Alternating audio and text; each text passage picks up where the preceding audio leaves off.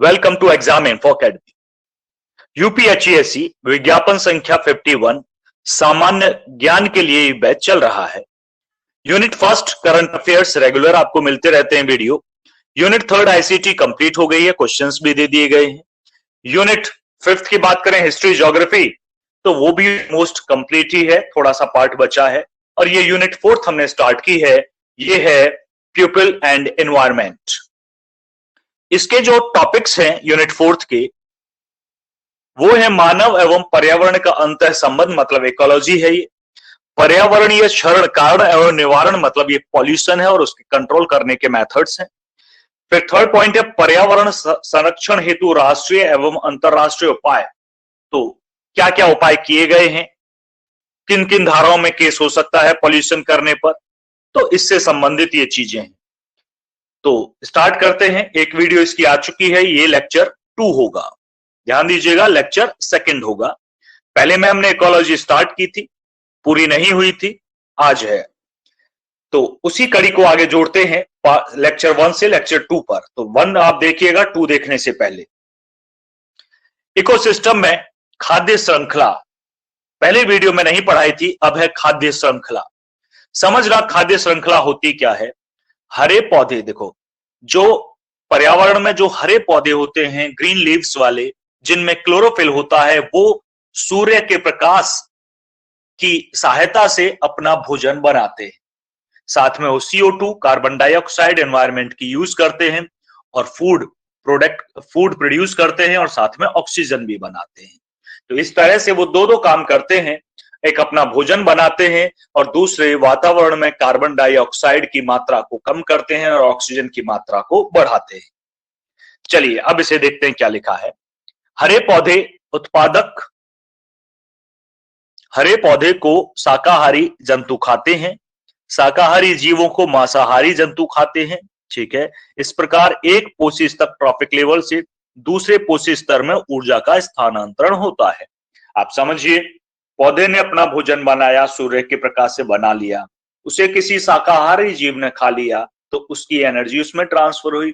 शाकाहारी जीव को मांसाहारी जीव ने खा लिया तो उसकी एनर्जी उसमें ऐसे ट्रांसफर हुई। तो ऐसे ऊर्जा का प्रवाह है। लेकिन कितनी ऊर्जा स्थानांतरित होती है, ये एक नियम के तहत है जिसे लिंडमैन्स 10% लॉ कहा जाता है।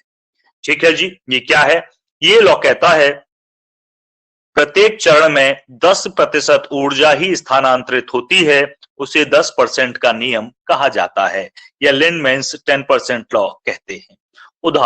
उदाहरण से और ज्यादा अच्छे से समझ पाएंगे हम। उदाहरण है घास, हरी पत्ती वाली, उत्पादक है ये। तो इस मान लीजिएगा इसमें 1000 कैलोरी ऊर्जा थी, इसे हिरन ने खा लिया है तो उसमें 10% जाएगी, 1000 का 10% 100 कैलोरी ऊर्जा यहां गई प्राथमिक उपभोक्ता में। और फिर हिरन को बाघ ने खा लिया है, ये द्वितीय उपभोक्ता होगा, इसमें 100, इसकी 10% ऊर्जा गई 10 कैलोरी। तो इस वजह से हर स्टेज पर 10% ही ऊर्जा का स्थानांतरण हो पाता है। चलिए, ये खाद्य श्रृंखला का 10% ऊर्जा स्थानांतरण का नियम है। खाद्य श्रृंखलाओं के प्रकार पढ़ते हैं। खाद्य श्रृंखलाओं के प्रकार, पहला है 3 चरणों वाली खाद्य श्रृंखला। मतलब इस पूरे इकोसिस्टम में जो पारिस्थितिक तंत्र है उसमें कौन किसको खा रहा है इसके बिहाफ पर। 3 चरणों वाले खाद्य श्रृंखला में यह सरलतम घास के मैदान में संपन्न हो रही खाद्य श्रृंखला है। इसे निम्नलिखित रूप से प्रदर्शित किया जाता है। घास इसमें उत्पादक है, प्राथमिक उपभोक्ता जो घास खाता है वो हिरण है, और द्वितीय उपभोक्ता इसमें शेर है जो हिरण को खा लेता है। अब आते हैं 4 चरणों वाली खाद्य श्रृंखला पर। यह भी इसी से मिलती जुलती है। घास के मैदान में ही 4 चरणों वाली खाद्य श्रृंखला भी मिलती है।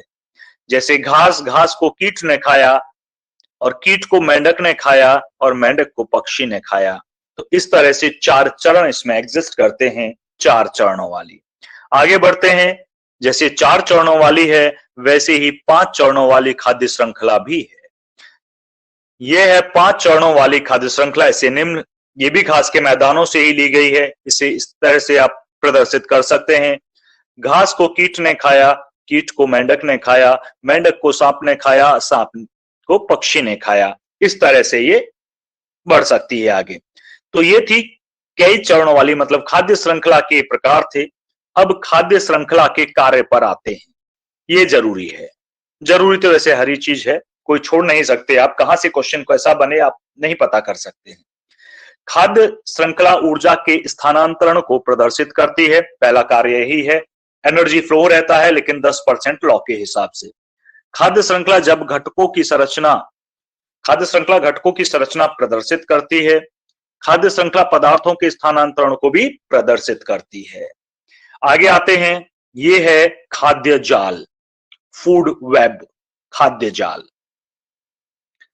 खाद्य जाल का मतलब है जब बहुत सारे खाद्य श्रृंखलाएं मिल जाती हैं तो एक जाल का निर्माण करती हैं, जिसे खाद्य जाल कहते हैं।